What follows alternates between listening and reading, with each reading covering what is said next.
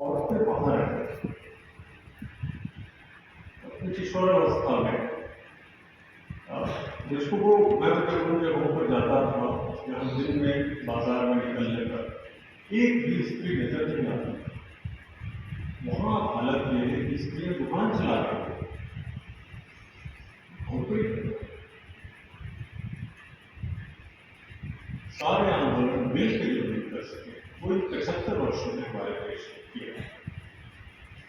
एक और इसके साथ बड़ी बात थी, मैं ऐसा नहीं कि मैं इनकी कमियों और दोषों को नहीं जानता या आप नहीं जानते, सब जानते हैं। फिर भी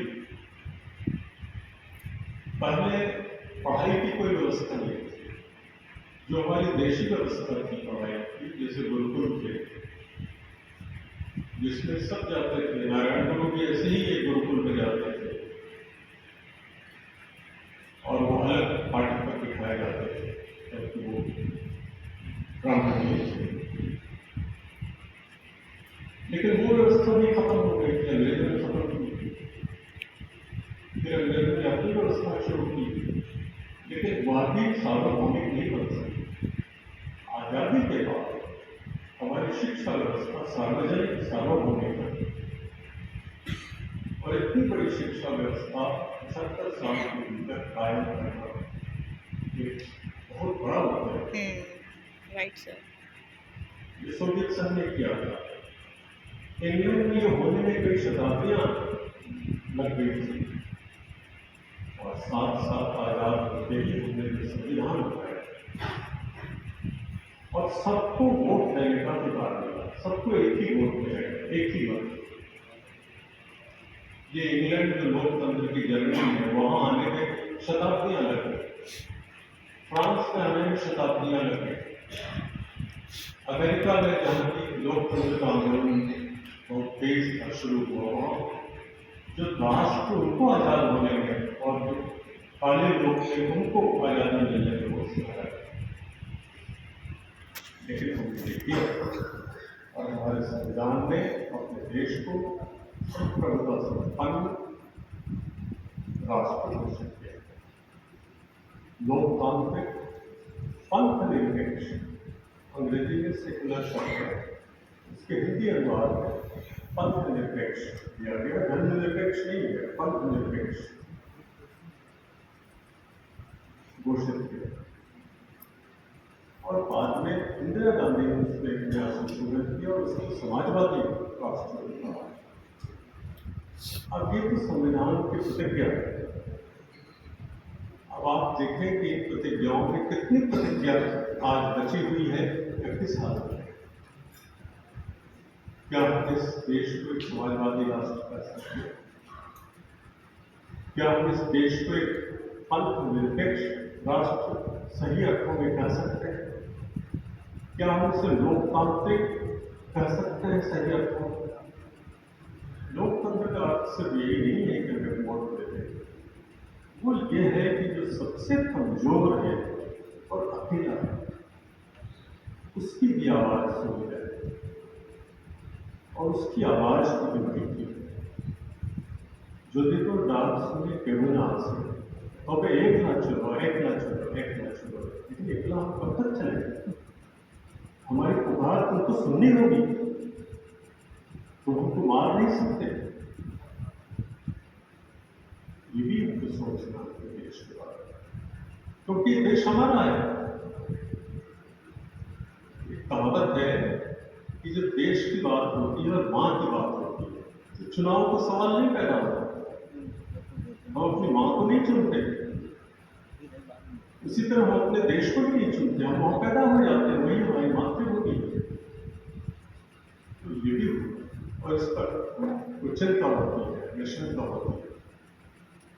ये सामाजिक क्षेत्र में कुछ बहुत बड़े काम हुए, बड़े बड़े अस्पताल बने, बड़े बड़े संस्थान बने और ये देश में किसी भी विकसित देश की जो किया उसमें भारत अग्रणी। ऐसा किसी भी तीसरी दुनिया के देश में नहीं इतना ज्यादा विकास और काम। इसके साथ जो परिवर्तन हुए हमारे समाज में इसका एक बहुत बड़ा कारण है लोगों का एक जगह से दूसरी जगह जाना। अब आज ही मैं अभी कुछ अपने साथियों से मिला, वो पैदा कहीं हुए, पढ़ाई कहीं की, नौकरी कहीं कर रहे हैं, ऐसी सबसे बात और हुआ बहुत कम लोग एक जगह बंद के रहने वाले हो गए, बहुत कम लोग ऐसे व्यापार में ज़्यादा अच्छे। तो ये जिसको माइग्रेशन कहते हैं उसने बहुत बड़ा असर डाला है पूरे देश के चरित्र पर। तमिलनाडु में सिर्फ ये अफवाह फैली कि बिहार के मजदूरों को वहाँ सताया जाता है, हंगामा हो गया और तमिलनाडु की सरकार परेशान हो गई, उसको माफी मांगनी पड़ी, वो बहुत ही परेशान हो गई। राष्ट्रीय अखंडता और एकता करने की चीजें ये इन्हीं मजदूरों और आप से पैदा होती है एक और अखंडता। हम ही इसको एक करके रखते हैं। उत्तर प्रदेश के मजदूर, बिहार के मजदूर लेह और श्रीनगर में काम करते हैं, मारे नहीं जाते। ये भी इस बीच में इस तरह का एक जगह से दूसरी जगह की आवाजाही आज़ादी को पहले नहीं थी। लेकिन एक दो बात और हुई। पहले अगर कोई लड़का, और आप इसका कोई ये नहीं समझेंगे कि मैं आज के लड़कों से घर छोड़ कर भागने के लिए कर रहा हूँ। पहले अगर कोई लड़का ये तय करता था कि नहीं हम घर पर नहीं रहेंगे, वहां जाएंगे, तो भाग सकता था। आज अगर मैं भागना चाहूँ तो मैं भाग ही नहीं सकता। गाड़ी पर चढ़ते ही वो मेरा आधार पूछेगा। मैं किसी सराय या होटल में ठहरने जाऊंगा तो कहेगा आधार बताओ। बैंक में अगर खाता खोलने जाऊंगा तो वहां आधार मांगा जाएगा। अगर अस्पताल जाऊंगा तो वहां भी आधार मांगा जाएगा। ये अवस्था पिछले 20 साल की पहले। आप इस तरह से लगातार घेरे में किए जा रहे हैं। आपके संख्या में बदल दिए गए, जैसे कि बंदी कैदी होता है, कैदी नंबर 203, कैदी नंबर 411।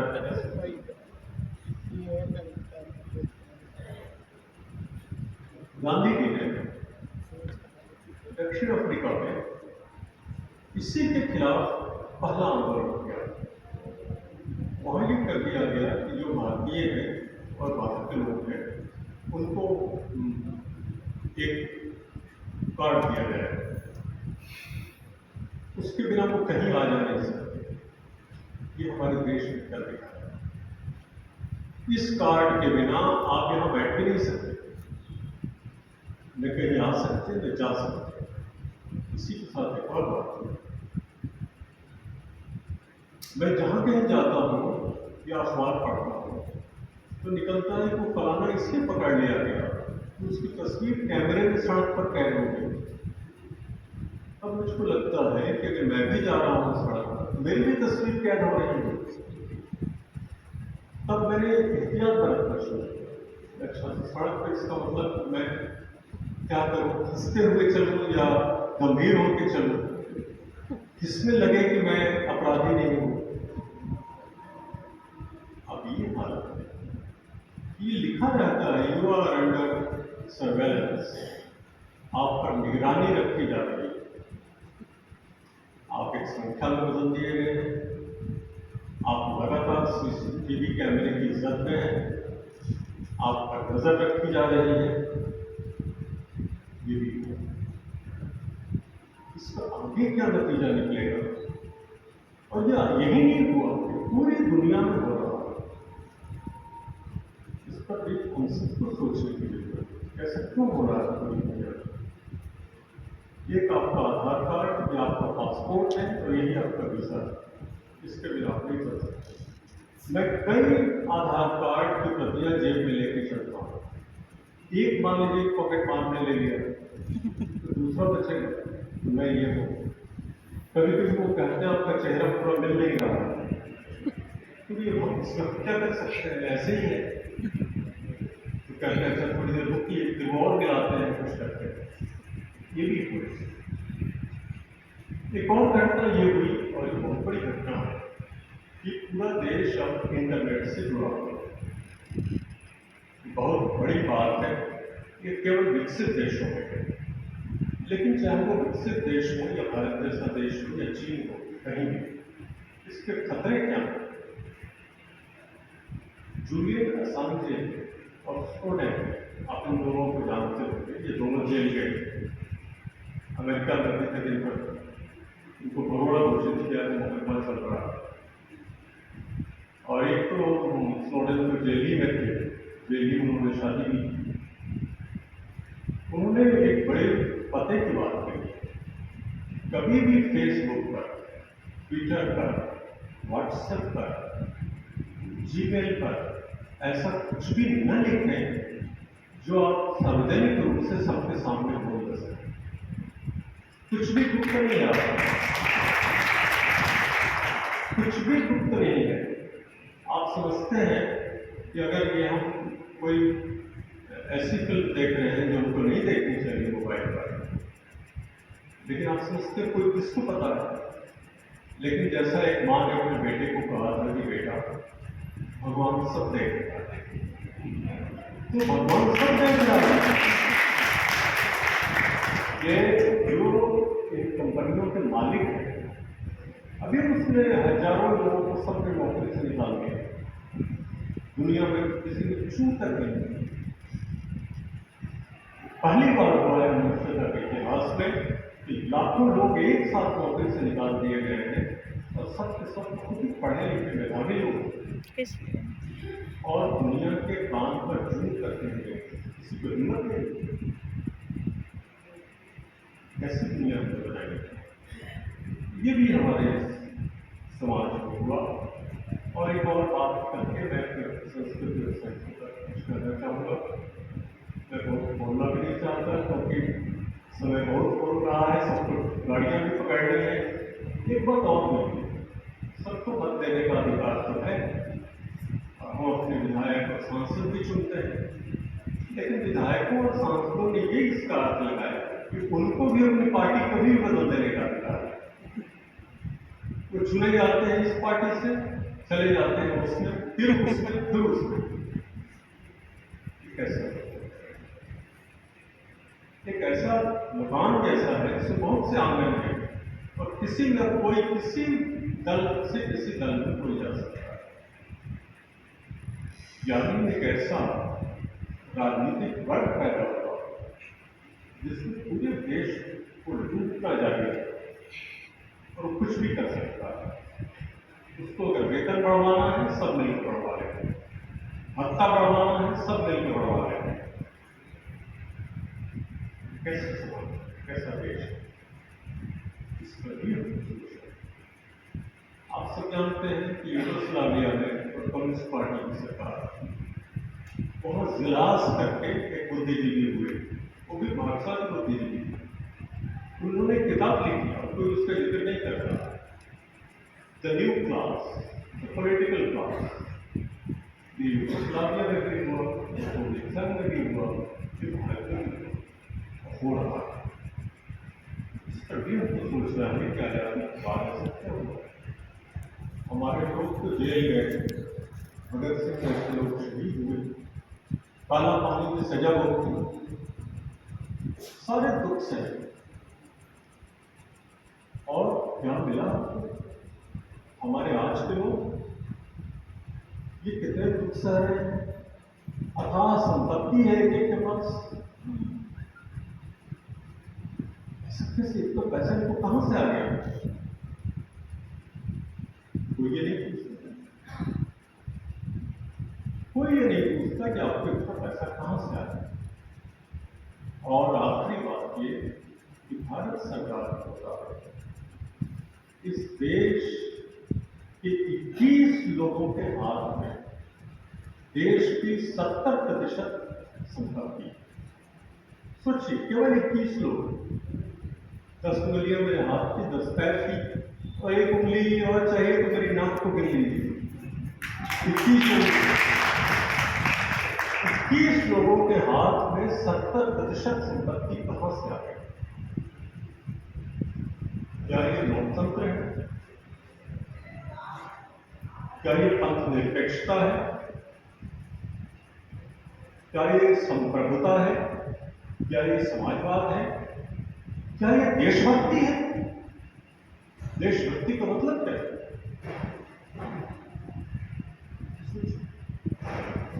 तो आजादी के 75 साल तक हमने डेडिकेट एक साथ अमृत और विश्व। अब संस्कृति में क्या हुआ तो देखिए, संस्कृति में बड़े बड़े परिवर्तन। मैं इसकी बहुत संक्षेप में मैं 7 मिनट बात खत्म कर दूंगा। उसके बाद बिस्मिल्लाह